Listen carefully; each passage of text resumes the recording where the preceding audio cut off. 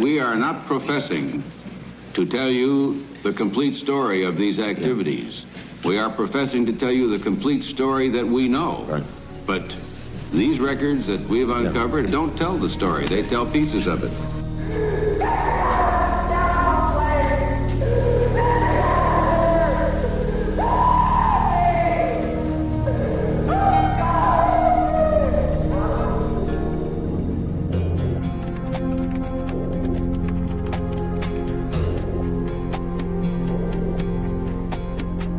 I look at mind control as kind of a more general, informal level of mind control, and then what I call psychiatric mind control.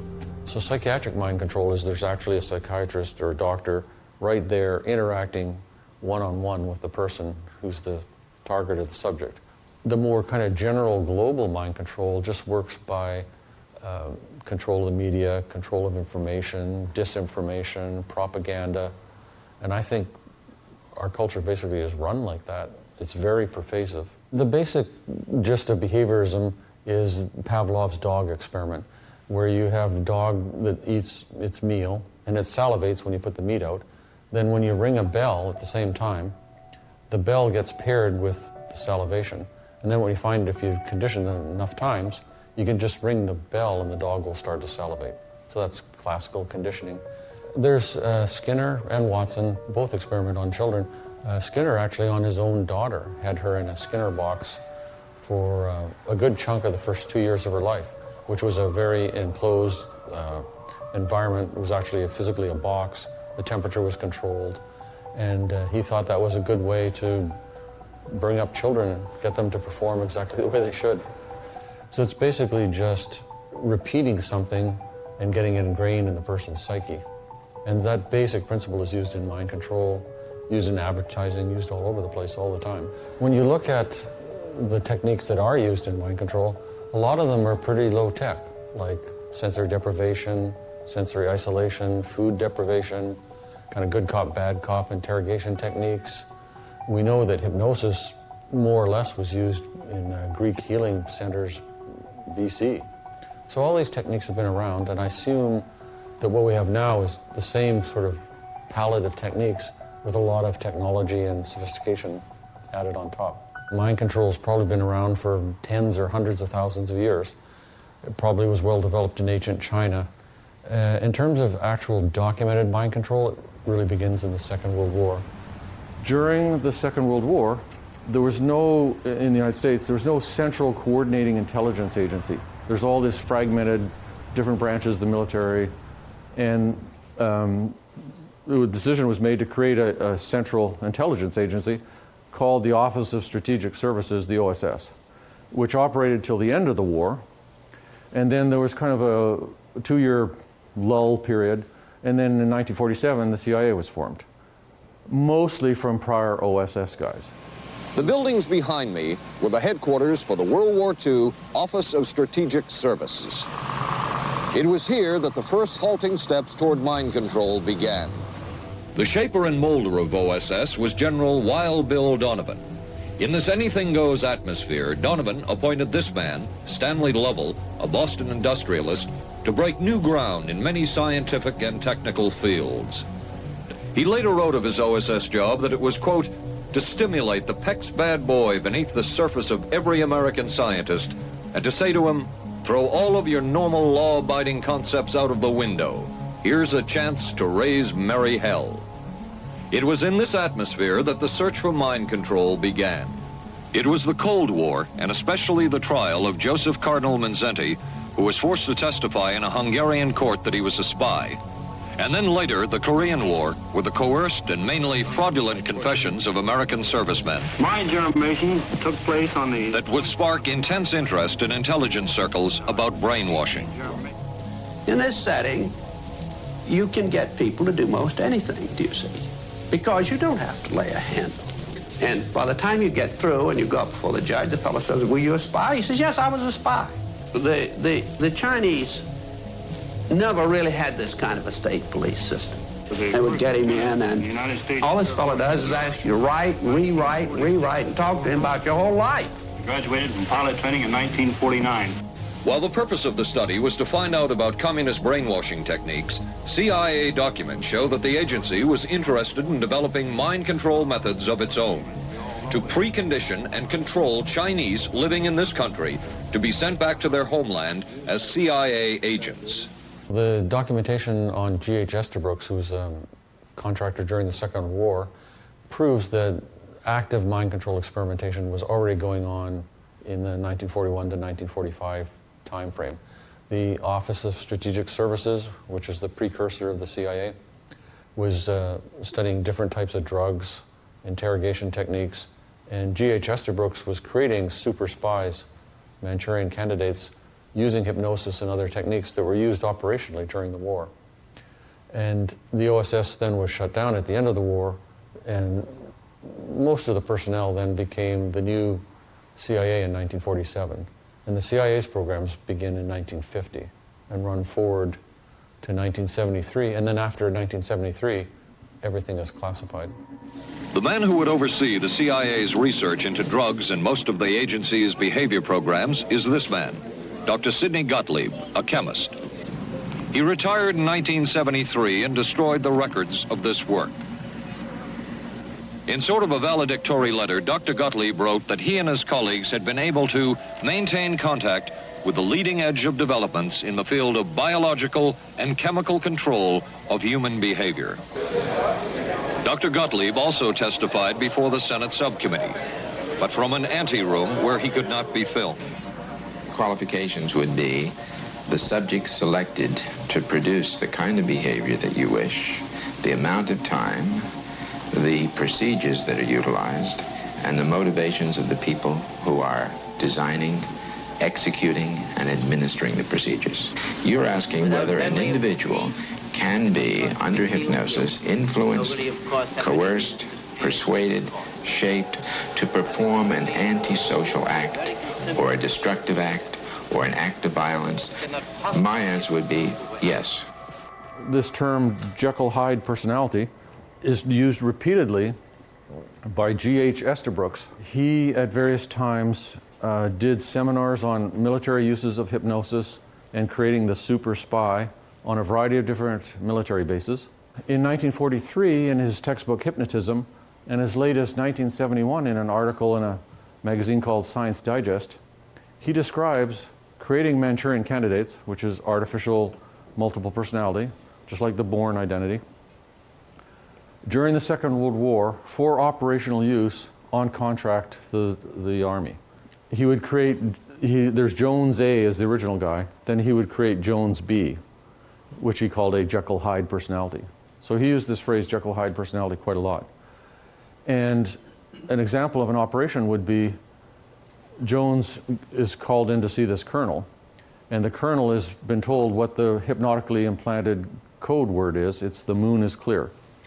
So this guy comes in, he thinks that he's being sent to Tokyo on a routine, unclassified courier assignment. He's given the assignment, and then the military guy in Washington goes, "The moon is clear." Jones B comes out, the military guy in Washington gives him the classified information, flips him back to his regular self. He flies over to Tokyo. The colonel at the far end says, "Oh, hi, nice to meet you, thank you." That's the above board assignment. The guy at the far end says, "The moon is clear." Out comes Jones B, gives him the information, the response is inserted, back he goes. And he describes these guys having complete amnesia for the operation and being used operationally in a variety of settings during the Second World War. The typical way that you hypnotize somebody is you either, you don't actually usually use the swinging wristwatch anymore, but you use kind of relaxation, close your eyes, feet are getting warm, all the way up your legs, hands, whole body's getting warm and relaxed, you're going into a deep, deep sleep. And you're basically getting the person to narrow their attention and focus on you and heighten their suggestibility so that they'll comply with the things you're doing. And you can use hypnosis in a kind of direct, obvious way, where, hello, I'm going to hypnotize you, here's what I'm going to do. Or you can also do it in a kind of indirect, more tricky way the person barely notices. The whole purpose is to focus awareness, put distractions out of your mind, and be more open to suggestions. These mind control programs for creating Manchurian candidates don't just use hypnosis or just LSD or just interrogation techniques. It's a whole lot of different techniques brought to bear for long periods of time. There are experiments in the literature showing, including the CIA documents, showing that you can condition somebody hypnotically and get them to fire a pistol at somebody, believing that the pistol is loaded, and then have no memory for having done that. I don't think it's really about getting people to do what they wouldn't ordinarily do as a spy or as a soldier. It's more about if they're captured and interrogated, it's all hidden behind an amnesia barrier. It's about protecting the assignment. There's specific experiments going back to the Second World War and in the CIA documents in the 50s and 60s to create amnesia. That is, somebody will go in, take papers off of somebody, go in, steal documents, deliver a message, drop off a briefcase. There's a whole bunch of different tasks under hypnotic control and then have no memory afterwards. The Manchurian Candidate, which is the artificial multiple personality, is kind of like the super version of that, where it's not just simple amnesia. There's an actual new person in behind the barrier who carries out the assignment, remembers it, follows all the orders. So one of the disinformation denial stories that we hear all the time is, we only got into this defensively in reaction to what the Communist Chinese were doing during the Korean War. We had our pilots who were captured. They were subjected to some sort of interrogation, brainwashing techniques. They came back home and they made false confessions of germ warfare. I think that's an interesting thing. This one piece will make 52 layers. Watch on mobile devices or the big screen. All for free. No subscription required. He discussed 3 different ways to employ germ warfare. Firstly, by dropping germs by themselves, or secondly, by dropping germs with insects. Thirdly, by dropping animals to carry the germs and the insects. The only other instruction I received, of course, was the order to carry out my germ warfare mission. I know I was wondering myself why on earth we were using this terrible weapon in Korea, even while the peace talks were going on in Kaesong. When my son asked me what I did in Korea, how can I tell him that I came over here and dropped germ bombs on people, destroying and bringing death and destruction? How can I go back and face my family? In a civilized world, how can I tell them these things, that I'm a criminal in the eyes of humanity? I took part in germ warfare, as far as I know, at the very beginning. At the time I took part in it, germ bombs were referred to as duds. And then we tried to figure out, how did the Communist Chinese get them to make those false confessions? So we're the good guys, and we're only doing that defensively. Project Bluebird was signed into operation in April 1950 by the director of the CIA, 3 months before the Korean War started. And then it ran for a few years, and then it was rolled over into Artichoke. So Project Bluebird, Project Artichoke are really kind of the same thing. The Artichoke team did interrogations on U.S. soil using the so-called artichoke technique. And the artichoke technique involved IV alcohol and drugs, interrogations, safe houses, a variety of different techniques. And the purpose was to try and extract information from a foreign person that was being interrogated. And it also describes erasing memories and implanting false memories that will act as a cover for what really happened. There's a heading in some of the Bluebird documents called The Problem of Disposal of Subjects, what to do with people. And it discusses killing them or the option of using the artichoke technique to erase their memories. MKUltra was part of a series, so it went from Bluebird in 1950 into Artichoke, into MKUltra in the 50s, which ran into the 60s, and then it was rolled over into MK Search, which ran into the early 70s. So it's kind of a continuous series of programs. And MKUltra itself was divided into 149 sub-projects. There's actually 4 MKUltra sub-projects on children. This is sub-project 103 in 1959, the Children's International Summer Village. The investigator got money through Human Ecology or one of the other front organizations. I think it was Human Ecology. And apparently legitimately didn't know it was CIA money. All these kids are brought there to be at a summer camp. And the academic was studying how kids communicate when they don't share a common language. That was the project. The purpose of the project is to establish a relationship with young foreign nationals who may be of future interest to the agency.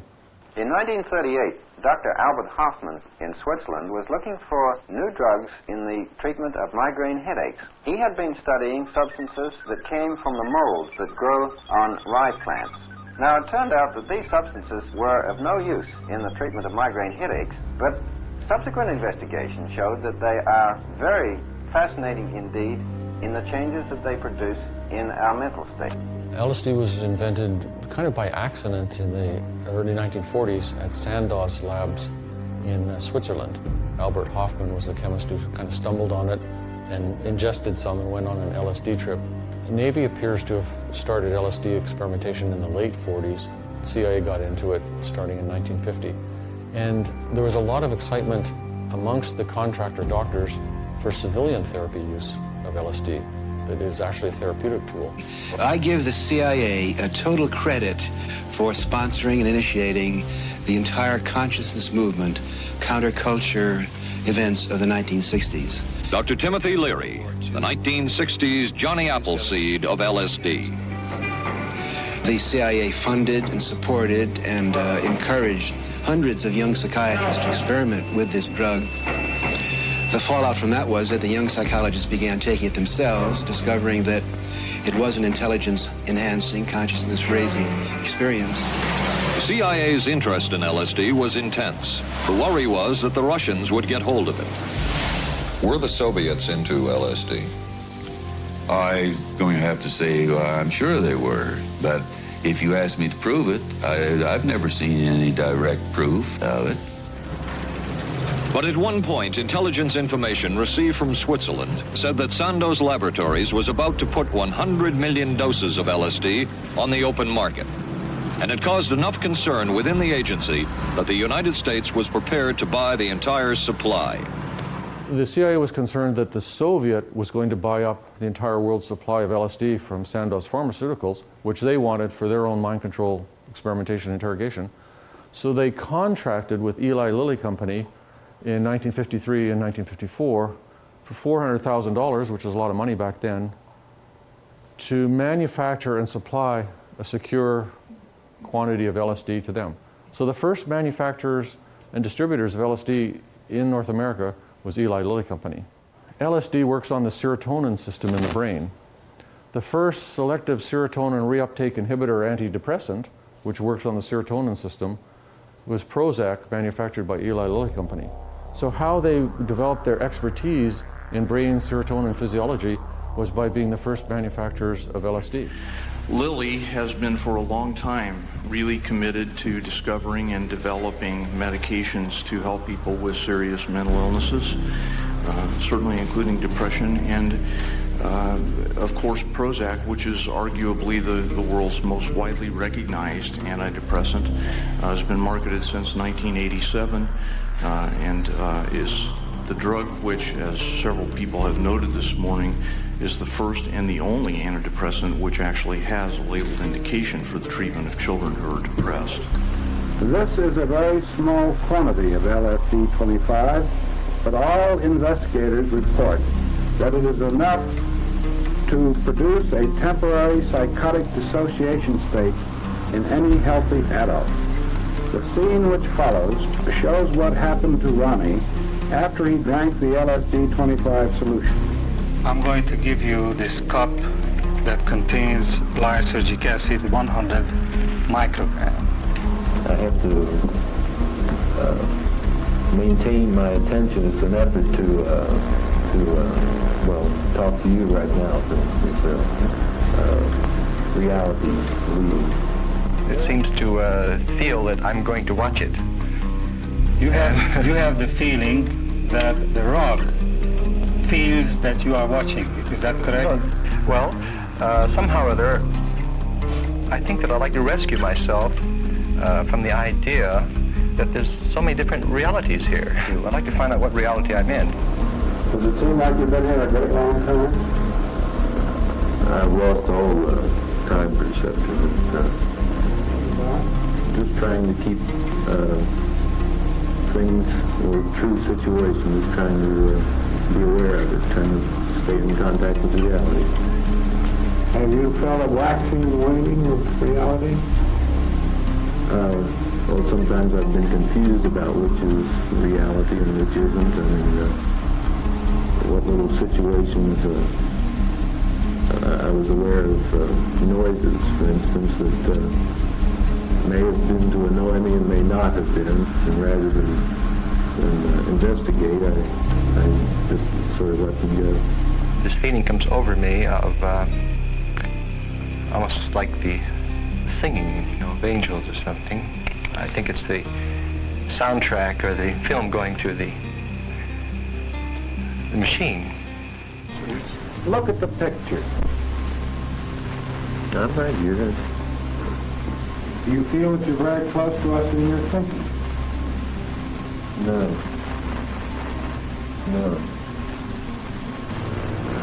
Can you tell me anything about your thinking now? Ron? I seem to wake up to a new world. The same situations, same people and environment, and yet everything, that is my mental state, my life, had been altered. I can't understand. There's something about this. No more too, man.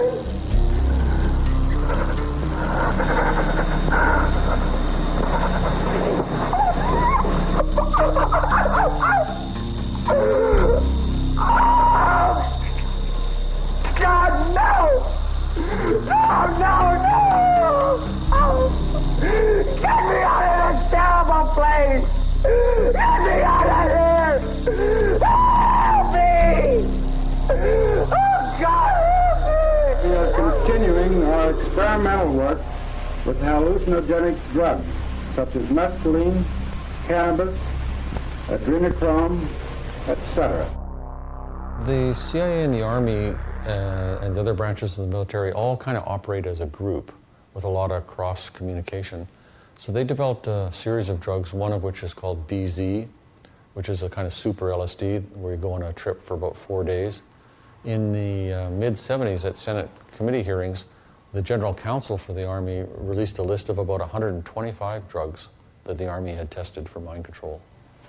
The Army Chemical Corps next provided the opportunity for exploration of the nervous system with more powerful substances, both in the laboratories and in the field, and for the realization of a strong desire to reversibly reproduce and control derangements at the highest integrative levels, including the mind. A lot of these LSD and other experiments were funded jointly by the CIA, by the Public Health Service, and by the Masons, basically, through the Scottish Rite Foundation.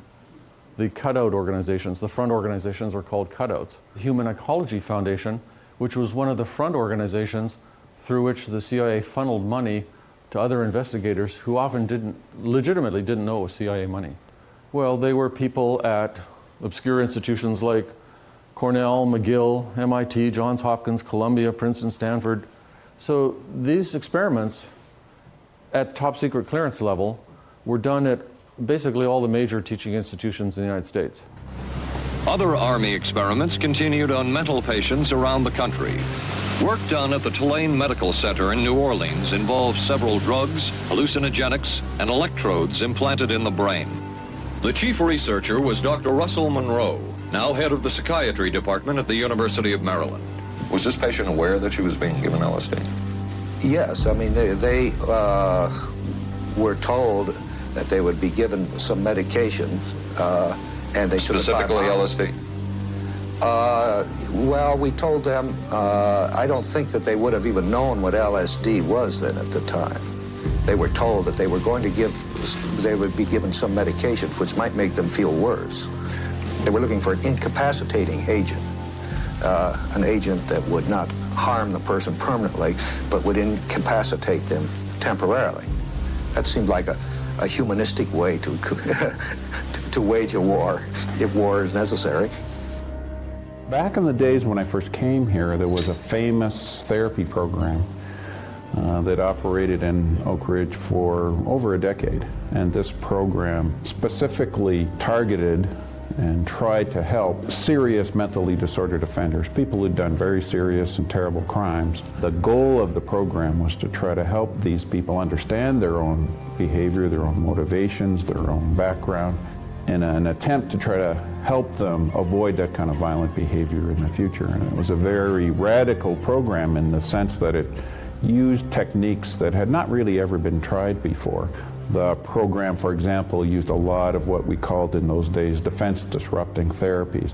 This defense-disrupting therapy, for example, would have people involved in these very long-term group therapy sessions. They might last, 48 hours, with people not sleeping. The idea, of course, here was that by depriving people of sleep for these kinds of periods of time, their defenses and their masks, if you want, would be lowered, and people would be able to reveal and understand each other's deeper inner selves. They also used some defense-disrupting drugs, most famously LSD, but more commonly they used things like scopolamine or even alcohol to try to get this mask or this outer self peeled away so that the participants in the program would be able to more clearly understand themselves and each other. It was quite fascinating to me and to my colleagues that this program had been going on for such a long time, was so highly regarded, and it was still going on when I first came here in the 70s. The most chilling experiments we have uncovered took place at this Gothic estate called Raven's Crag, halfway up Mount Royal in Montreal. It houses the Allen Memorial Institute of Psychiatry of McGill University. It was here that the CIA funded a series of experiments, severe experiments. The work was done by the Institute's then director, Dr. Ewan Cameron. It is the closest experimentation to brainwashing yet disclosed. His work, unprecedented in psychiatry, consisted of 3 areas which he called sleep therapy, psychic driving, and the ultimate depatterning. In his psychic driving, so-called type of therapy, he would give the patient intensive electric treatment in order to make the patient regress deeply, become forgetful, and then he would attempt to implant new ideas in the mind of the patient. Now, to a layman, it would appear that Dr. Cameron was trying to take the slate and wipe it clean, the slate being the mind. In other words, brainwashing. Exactly, that's a very good comparison. Brainwashing. Yes. The next step was what he called psychic driving. This involved almost endless tape-recorded messages and more drugs for the patient. Cameron wrote that this was the way to make direct control changes in personality. The most severe technique Cameron used was depatterning. He described it as breaking up the existing patterns of behavior by means of intensive electroshock therapy with prolonged periods of sleep. He carried out these experiments in something he called the sleep rooms.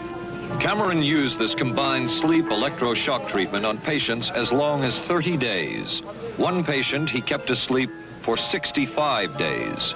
Ewan Cameron at McGill, who was a direct MK Ultra contractor, who basically erased people's memories and identities with massive amounts of electric shock, and then played thousands of times over tape loops to try and build up a new personality. And he was successful in the sense that in documented cases where I have the medical records, a person has complete amnesia for age 25 back to birth, and it was all totally wiped out on contract to either the CIA or the Canadian government on purpose at McGill in our lifetimes. 9 people sued the CIA for the experimentation done on them in McGill by Ewan Cameron under funding from the CIA, and the CIA settled out of court.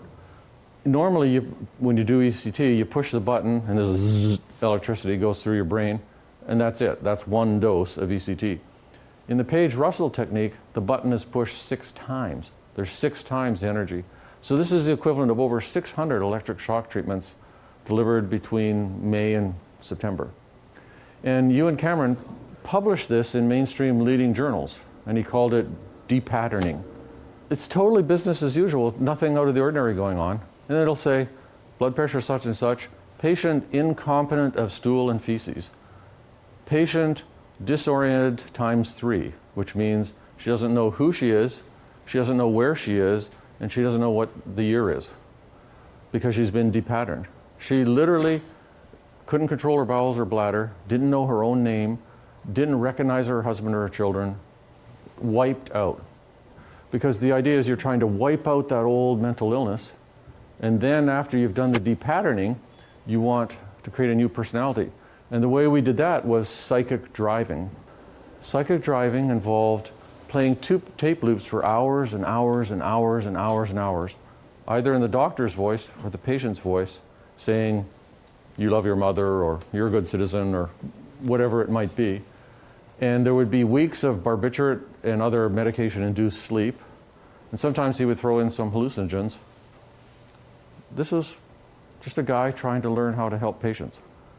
Except it was funded by the CIA. Why is the CIA interested in depatterning? Well, when you read the Artichoke and Bluebird documents, they discuss this, they discuss that. One of the topics of discussion is the problem of disposal of subjects. And then they discuss in there, what are we going to do with these people? How are we going to get rid of them? And we can't just kill them all. But one thing we can do is wipe out their memories. So this was obviously contracted to figure out how to wipe out people's memories. And why an intelligence agency would be interested in that is extremely obvious. Ewan Cameron was at various times head of the Quebec Psychiatric Association, the Canadian Psychiatric Association, the World Psychiatric Association, of which he was one of the co-founders, and the Society for Biological Psychiatry. The Society for Biological Psychiatry held numerous meetings and conferences and published the proceedings with and without direct funding by the CIA. Ewan Cameron, who was a civilian psychiatrist, very politically involved in world psychiatry, became part of the US team that went over to Nuremberg and interrogated the Nazi doctors. While he was over there, he heard about uses of mescaline and hallucinogens in the death camps. Then he came back and did hallucinogen experiments in Montreal. So he literally learned about that from the Nazi doctors. Also, the Nuremberg trials, as we know, gave rise to the Nuremberg Code, which is basically an updating of the Hippocratic Oath, saying that subjects have to give informed consent, they have to be protected, they have to know the nature of the research, it can't be excessively harmful, and so on. But his own experiments violated all of those principles. And now what we're talking about is not the bad stuff, the mild stuff that they declassified. This is the tip of the iceberg. The ultimate goal of these projects is just your basic interrogation. We want to extract information from people, and then on top of that, we might want to induce amnesia for the whole interrogation. Or offensively, we want to have people who, if they're captured and they're interrogated, they won't confess because the information is all hidden behind an amnesia barrier. 1932 to 1972, the Tuskegee syphilis study, and the study was basically 400 black, illiterate guys in rural Alabama with syphilis were actively denied treatment for 40 years of follow-up. At the 25-year point of the study, the Surgeon General of the United States signed a certificate. They all got a signed certificate and $25, 1 year for every year of participation in the study.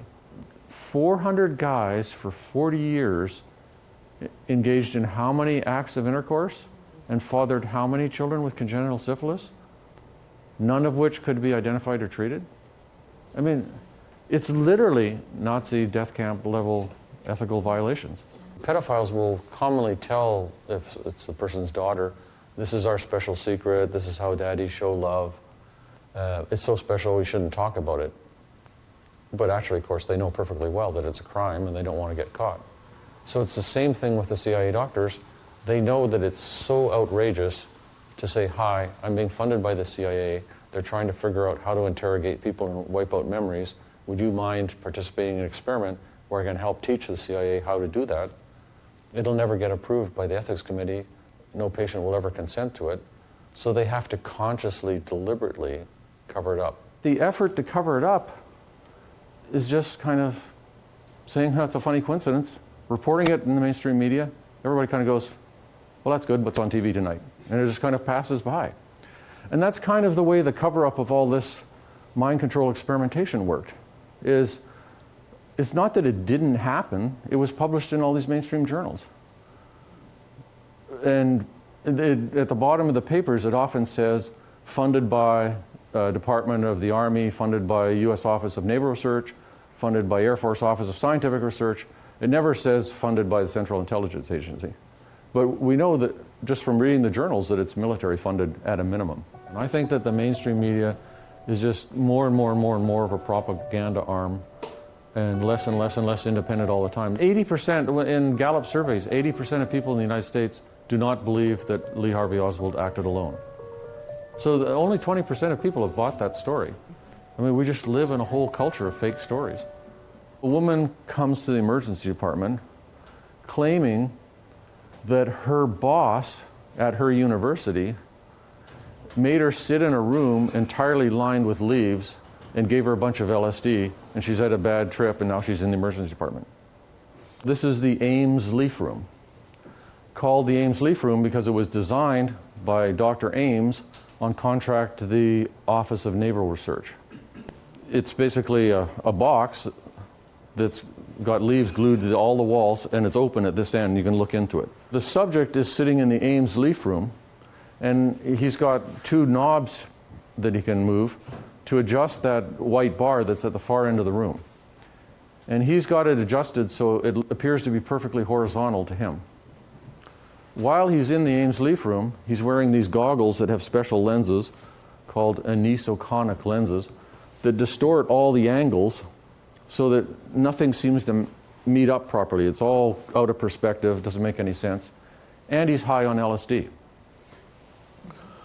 funded by the Air Force.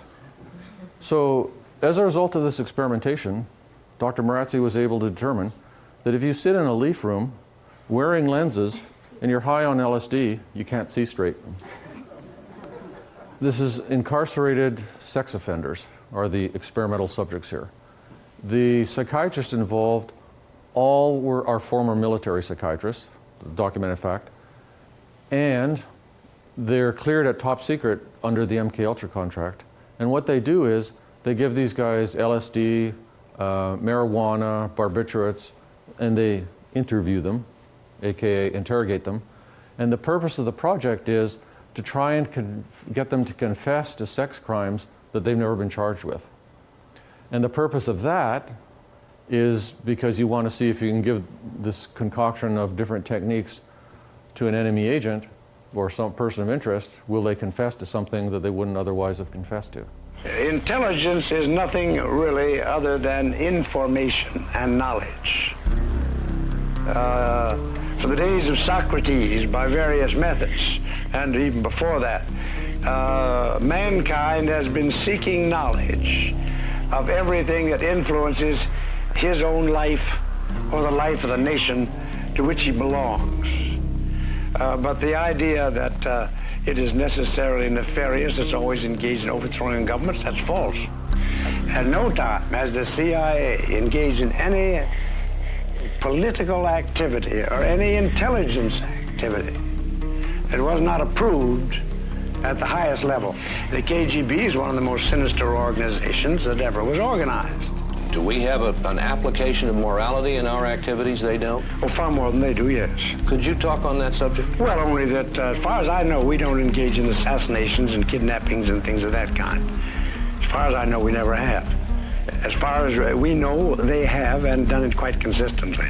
Given the caliber of the men and women I had working for me, I didn't want to ask them to do a thing that I wouldn't do. In my position in the CIA, I had a chance to know of and remotely to observe many operations.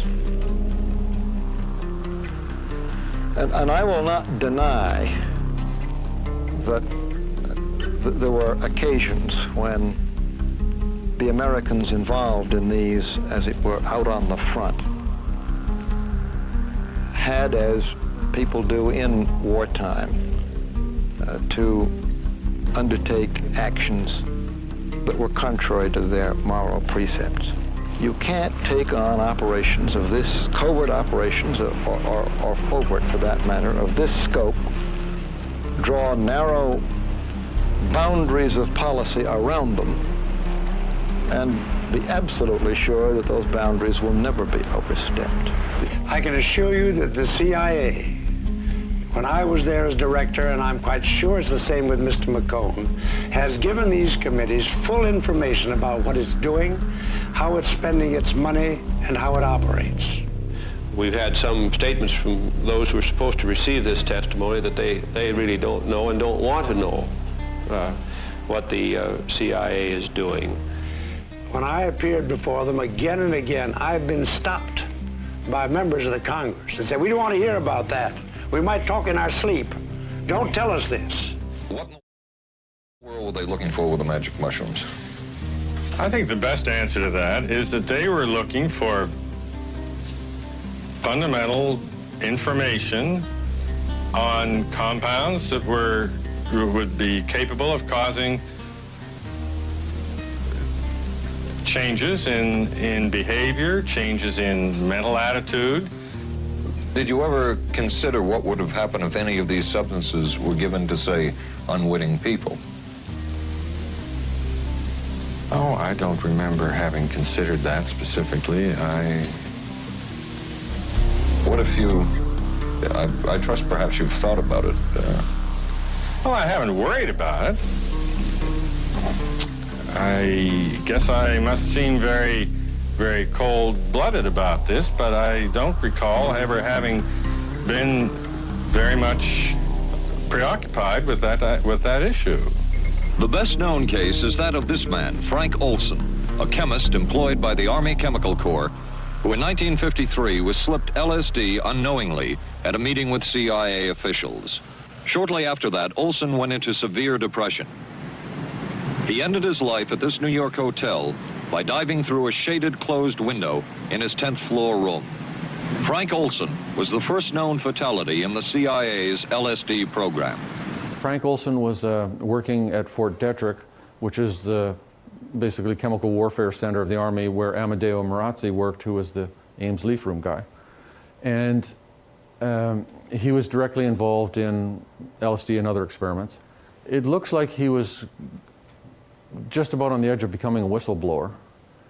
And so he went to a party attended by Sidney Gottlieb, who was the head of MK Ultra, who ran MK Ultra, where he was slipped a dose of LSD and some Cointreau liqueur, went on a bad trip, came home, was all bent out of shape, was taken to see this guy Lashbrook, who's an allergist in Washington, who just happens to be CIA contractor and LSD expert on the side. And they try and kind of help him out, and then he jumps out the window of the Statler Hotel from the 10th or 12th floor, dies.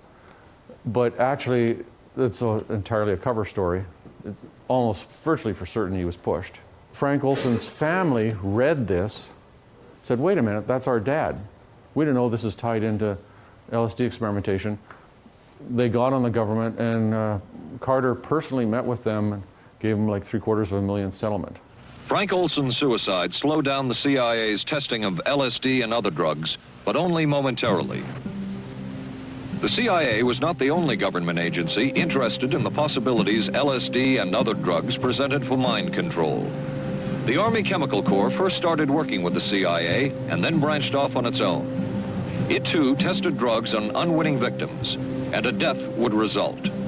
The case of this man, Harold Blower, a tennis pro, seen here with his daughter Elizabeth, is well known. In 1953, Blower was a private patient at the New York State Psychiatric Institute. He was given 5 injections of a mescaline derivative that was being tested secretly for the Army Chemical Corps. With the 5th injection, Harold Blower died. As with the Olson case, a 22-year cover-up followed, until finally the Army admitted the real details of Blower's death. Thornwell was an Army private stationed in Orléans, France. Classified documents were missing from his unit.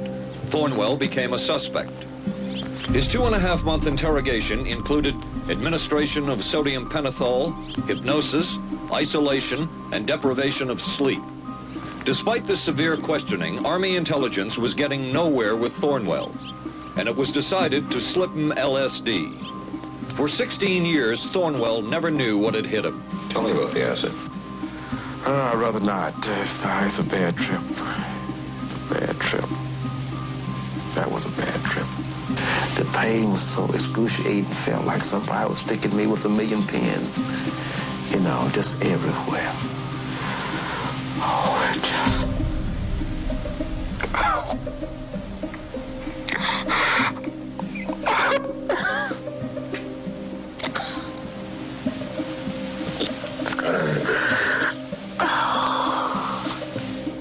From the Army's point of view, this type of LSD interrogation was a success. Other documents refer to the exploitability of interrogation subjects, cracking them, keeping them off balance mentally, and providing an economical, speedy, and productive aid to interrogation. This bizarre man would be an active participant in that search over the next 2 decades. His name is George White, an OSS captain who had formerly been with the Bureau of Narcotics. He received his early OSS training at the British-run school at Oshawa, Canada, the same school where Ian Fleming, the creator of James Bond, was trained. White referred to the school in his diaries as the Oshawa School of Mayhem and Murder. George White worked with the Truth Drug Committee here at St. Elizabeth's Hospital in the nation's capital. They experimented with mescaline, scopolamine, and marijuana on unwitting victims. The committee soon learned there was no easy panacea, no truth drug at this stage. But White and later colleagues would not stop trying. The goal remained the same.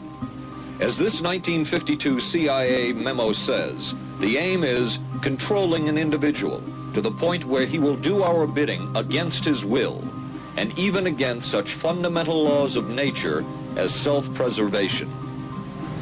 White set up so-called safe houses for the CIA in New York, here in Greenwich Village, and later in San Francisco, in this hotel, and in an apartment atop Telegraph Hill with a commanding view of San Francisco Bay. While the existence of these safe houses was disclosed last year, details of what took place within them has not been told.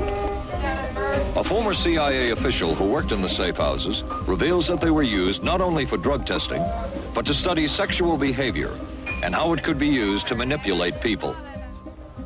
George White hired prostitutes to go to bars and pick guys up, bring them back to the safe house, have sex with them and slip them LSD without their knowing it, and the CIA guys would make scientific observations of this through the one-way mirror. And it says in the documents, the purpose of this is to study the effects of an unwitting dose of LSD under conditions that mimic a field interrogation. Just down at the bottom it says, it's a lot more difficult than you would think to create these Jekyll-Hyde personalities. So Jekyll-Hyde personalities equals multiple personality equals the Manchurian Candidate.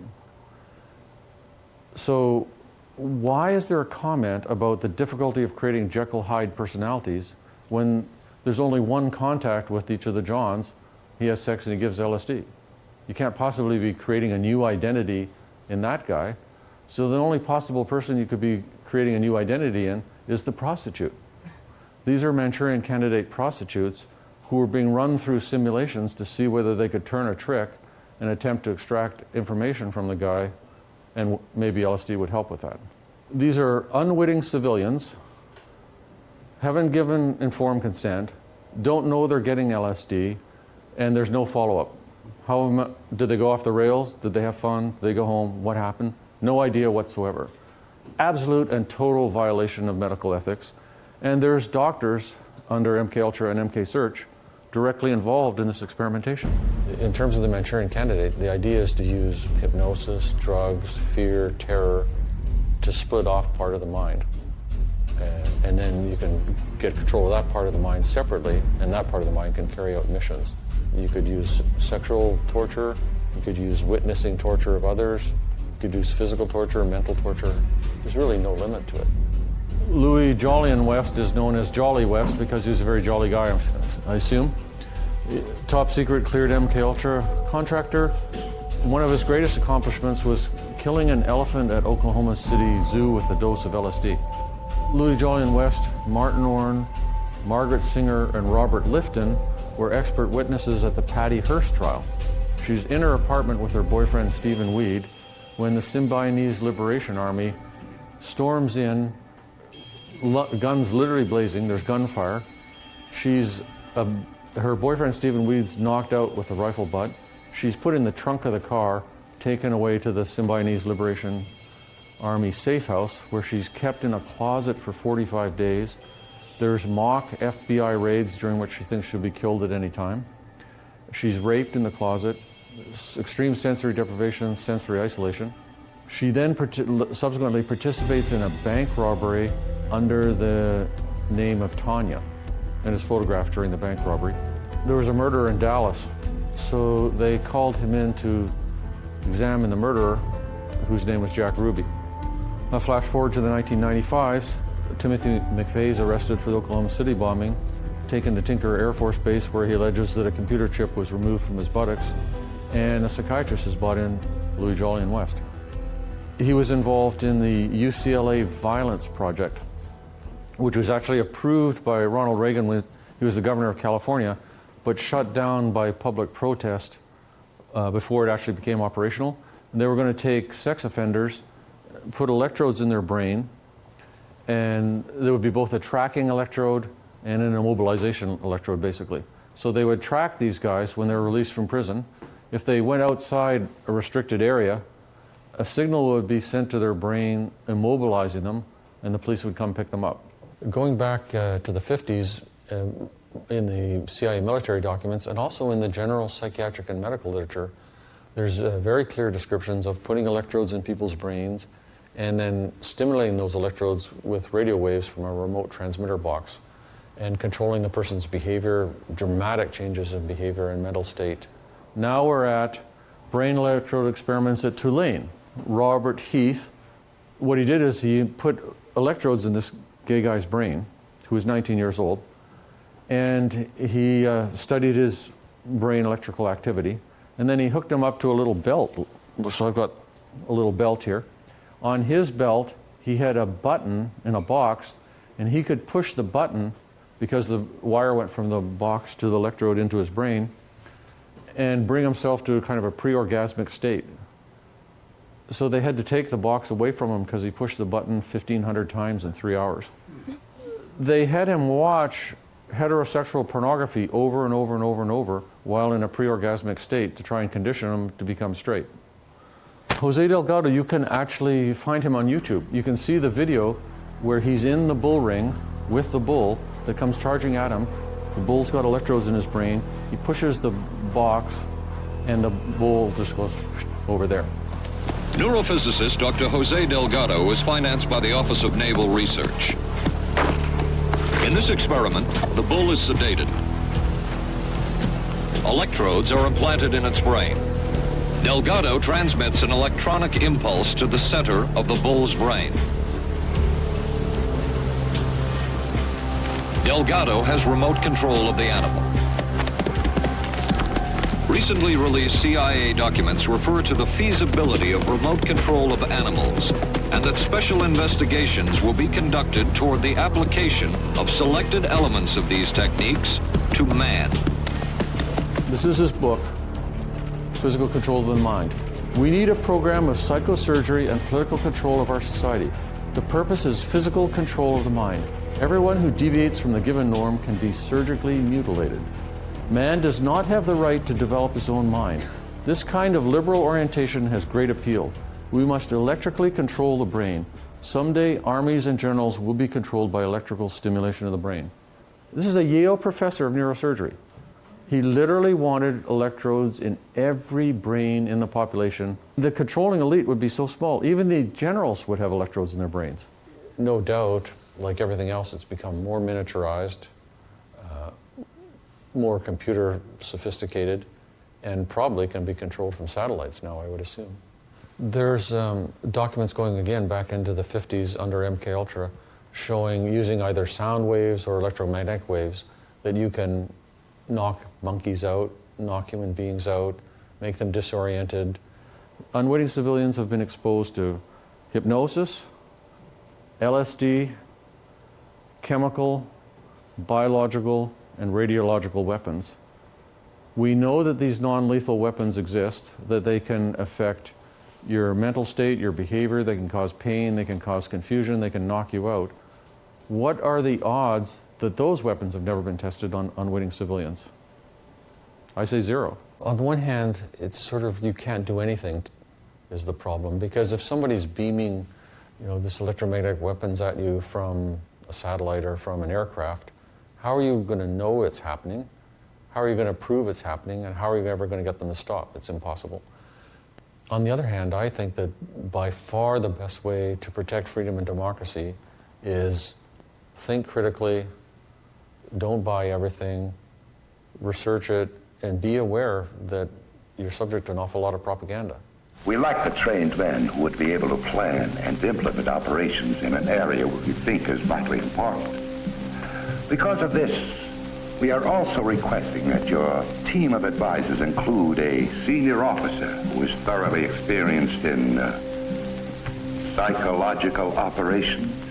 The PSYOP tools are radio, television, leaflets, newspapers, loudspeakers, and face-to-face communication. PSYOP is now a major weapon in 20th century warfare. I say that mind control is kind of at 2 levels. There's general mind control, which would include propaganda, disinformation, spinning things in the media and so on. The level of mind control I'm interested in I call psychiatric mind control, where there's an actual doctor in a one-to-one relationship with the person.